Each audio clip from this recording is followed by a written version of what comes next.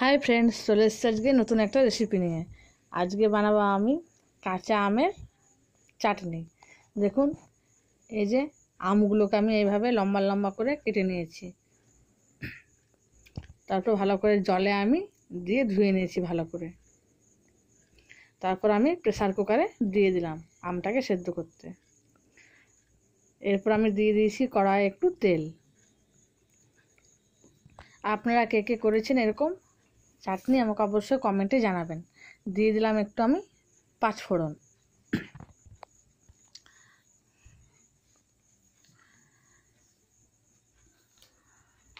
আর দিয়ে দিলাম সামান্য একটু হলুদ।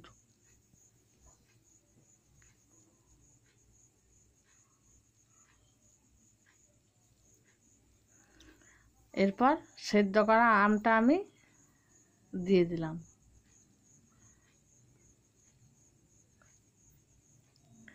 এই চাটনিটা কিন্তু চটজলদি হয়ে যায়।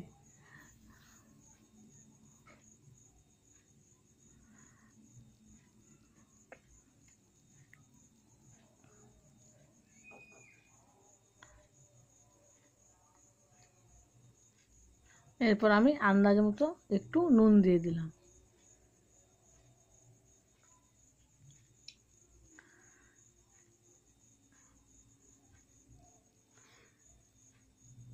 আর দিয়ে দিলাম আন্দাজ মতো চিনি।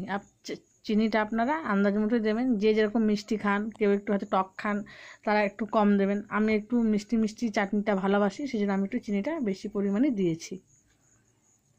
দেখুন, এই যে রেডি হয়ে গেল আজকের রেসিপি আমের চাটনি।